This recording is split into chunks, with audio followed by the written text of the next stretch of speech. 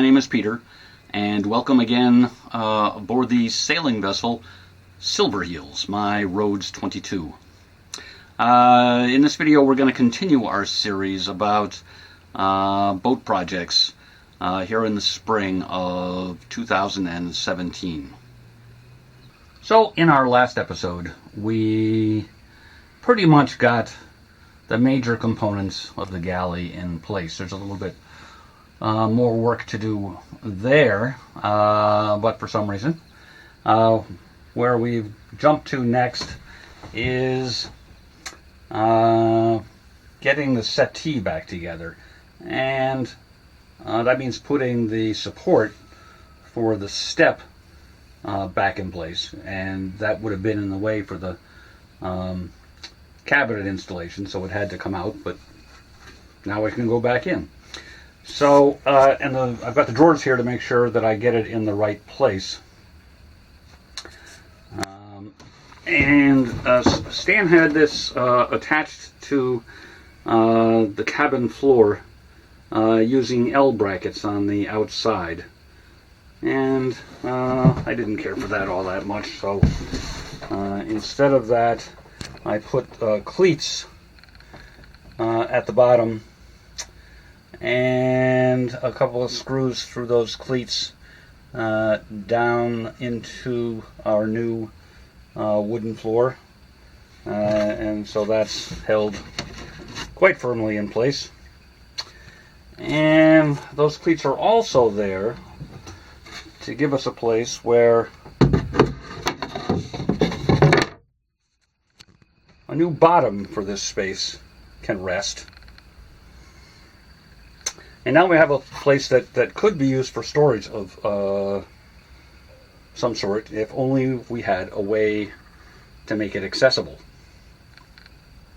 So in our next step of reassembling the cabin, we put the settee in temporarily, because I wanted to do two things with it here. The first is I'm going to mark the edge of the step support on the underside of the settee, and that will give me a mark for cutting the settee along here, and then adding some hinges so that we can get access to that storage I created inside the step.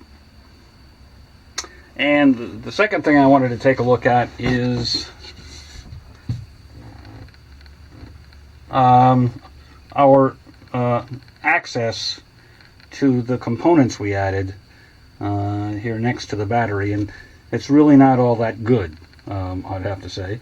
So I think we'll also look at enlarging this opening, and of course then we'll need a larger door to go with it. So I took the settee back into the workshop and did some work on it, and I'll show you what we did. So as I said, we cut a hunk out of the step here and added a couple of flush mounted hinges, and now we have access to our new storage area. Don't really have a plan for what to put in there, and I didn't have screws quite short enough, so they stuck through, and I added this bit of wood so the pointy ends didn't come out and would get stepped on or something. And we did enlarge our access hatch to the battery area. There's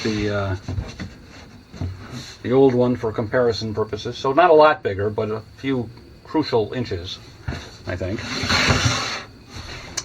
And since this lives under the cushion, which rarely gets moved out of the way, I didn't worry about staining it.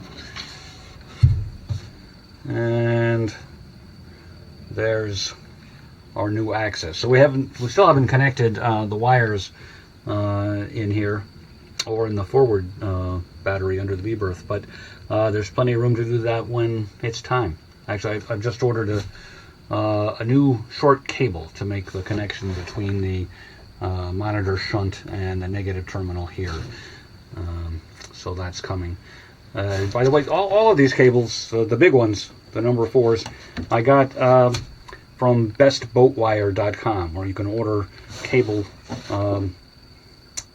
by the foot, and they'll put connections and heat shrink on it for all custom done. So that's a good resource.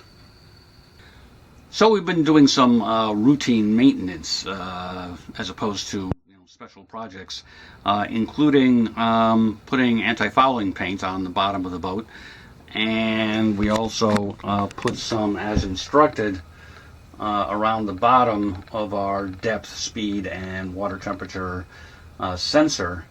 And now we can go ahead and actually install that